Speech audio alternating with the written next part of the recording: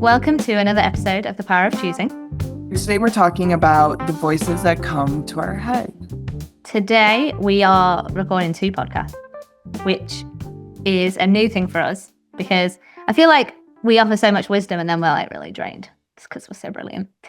And we finished one and we had a debrief, and I shared that I was doing the podcast and my brain was going like, I can't believe you just shared that. People are going to think you're this, this, and this.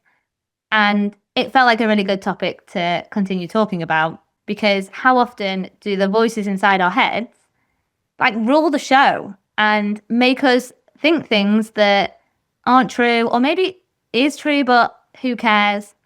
And it's the voice that stopped me from like really showing up as who I was, because it would tell me to like play small, don't be too honest, don't let anyone see that you're anything less than perfect. So that's the topic. I love this topic. This is what happens to all of us, is we're constantly in a place of thinking what other people are going to think of me, is the phrase I constantly hear myself say, others say, but we're so worried about what others are thinking.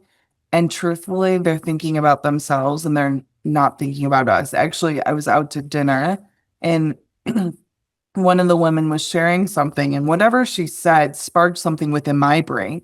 And she was like, do you have any insight to that? And I just was like, honestly, I started thinking about my own stuff and how that's really what is happening for most people. But in our brains, we believe everybody is judging us, and really we're the ones judging ourselves. So I just think this is so important just to hear, because we do spend a lot of time thinking what other people are thinking for us. Yeah, and then how funny is it that, and we all do it, is that I'm here in the Claire show, everybody is thinking about me at all times. I walk into a room and everyone's looking at what I'm wearing, and everyone's thinking about what I just said, and everyone's remembering things. And actually, that's not what happens. Like, Right. you walk into a room, like people instantly judge you, which is what happens. And then they forget, and then they're thinking about their own stuff. And they might remember one thing you said, and you can't control that. And they move on and they're thinking about what they're wearing and what they're saying. And not about every minute detail about us. Well, even if they're thinking about something that you said, they're thinking about how it impacts them. It's not even about necessarily what you said. It's also their interpretation of what you said to like be a part of their lives. So it's just this weird thing, because we all do it. We make up little stories. I call them little movies, where we cast everybody of, oh, they're da, da, da, da, and they're not. They're having their little movie as well. We're all having our own little movies going on, and we're all just stuck in our brains, like really getting to a place where we think other people are thinking of us. They're not. Yeah, I remember I was at the squash club and there was this guy, and he said something to these girls, and then he walked out and I walked out too, and they were all like, what did he just say? And they couldn't hear him. So they were like trying to figure it out. And he had said something nice about what they were wearing. And then we were talking about it afterwards, and he said, they didn't hear me, so then they will make up what they think I said, and they get to decide in that moment if it was good or bad. Right. And it was really interesting because they didn't hear him, so they didn't know what he said. And anything else after that is just guesswork. Then he was like, you might as well guess that they said something nice, because what's going to make you feel better, you're never going to know, and it doesn't really matter anyway. Yeah. Yeah. But where do our brains go? Because my brain doesn't automatically go to think he said something nice. It's usually the exact opposite. Yeah. And that's like the normal human protect yourself thing that's going on. Yes. So when people are listening to your stories, Claire, it is a space for them to like see what comes up for them and how it's relatable versus no one's thinking about you and no one's shocked with the story that you're sharing. So I know it's hard to actually like embrace it in our bodies. But I appreciate that you brought this to the table because it is such a thing that comes up naturally for all of us. It's like, oh, what are they thinking? And we're in this unique place where we're openly sharing different stories of ourselves because we want others to be able to grow and really get to a place where a story can pop up of what we think people are thinking, but we can see it and then choose not to let it impact us all day long. Yeah, I remember going to a yoga class and the woman, she's like, I'm doing things a bit differently and I'm going to do a 10-minute meditation. And we just led there and she was guiding us through it. And it was the most relaxing thing, having someone just like tell all your body to relax. And I knew her. So afterwards, she was like, oh, was that awful? I've never tried it before. I was just looking around and people seemed bored. And all I'd taken from it was the rest and the peace. And I felt amazing afterwards. And I remember thinking how confident she sounded and wow, she's just doing this effortlessly. And it just wasn't her story in her head. Mhm. So I didn't notice the nerves and I was super relaxed. And it was just interesting to hear how her brain the whole time was like, oh, did I just say something stupid? What does that even mean? And people aren't listening for that. They're listening for what they can gain from it, especially if you've come to a yoga class to relax. That's what you're looking for.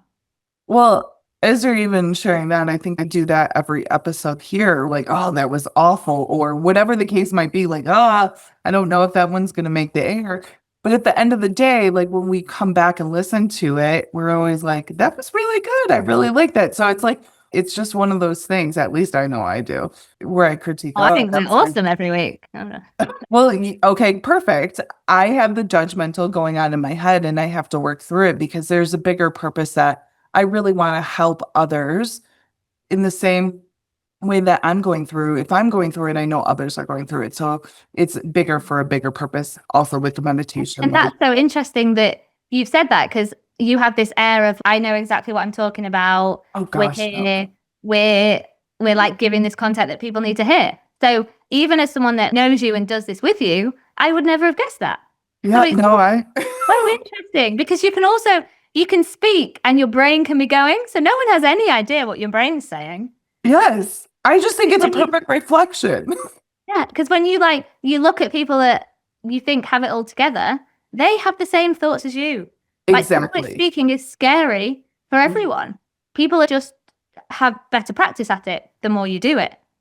Well, even as you say that, being vulnerable is really challenging for a lot of us, myself being number one. Okay, I go, me too. I'm thinking of when I'm with clients and they go really deep and they are very vulnerable on a call.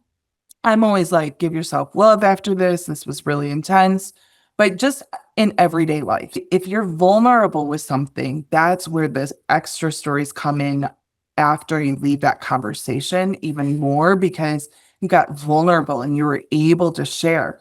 And when people are vulnerable, people love to lean in the sense that they're listening, they're wanting that as well. And so we're critiquing afterwards after being vulnerable, but people want to connect. We all are driven to want to connect. So when we're vulnerable and then we're like, why did I share that? Why did I say that? Da, da. No, people were with you in those moments. Yeah, and people are thinking, oh, you feel it too. I'm not so alone. Yes. Yes, that's their takeaway. But then afterwards, Yeah. example, the show for recording, like, why did I share that story? But at the same time, I know it's a bigger purpose. It's not necessarily for you to critique my story. It's to pull out whatever you're hearing for your own self. But yes, the brain does a lot of things. The words can come out, but the brain's doing something else. I think for the listeners to have like a toolkit to, okay, what to do when your voice in your head is doing that thing where it's critiquing everything you've just done or it's assuming things. I think it's to pause and not just take it as its first word. You don't have to accept what it's saying because it might not be true. I also like using the idea of meditation. When you're meditating and your brain starts going off different ways, they tell you to come back to center. Like release. And same with what's going on during the day. So I think both are applicable. It's like brains go off in different directions and start creating these narratives, release that and come back to center. So I went out to dinner and I remember asking this question. And in the moment, I was like, would it be wrong if I did this? And she was like, yes, it would be wrong if you did that. And so I didn't think anything of it. I honored what she said and I didn't do it. But then afterwards, I was like, oh, is she judging me that I wanted to say da da da da da? And I had to be in real time and practice and be like, she's not thinking of this. Like it happened, you asked, it was answered, it's time to move on. It's not an easy process to let it go, but I gave myself some love and just really was like, it's okay. So really having to work on that rather than stewing on it. And I've spent many a years stewing on things over and over and over. Yeah, so it's what we have said a few times is that question everything. Yeah. So you don't have to take the brain's first answer. Yeah. You can decide if it's true and decide if you want to think something differently or give yourself love in that moment and be okay with having a voice inside your head because you're human and it doesn't have to rule the show. Mm-hmm. And the voices we had were, you can't record 2 episodes in one day. And look what we just did. We just did it. Well, thank you for coming to another episode of The Power of Choosing. When the topic was the voices inside your head.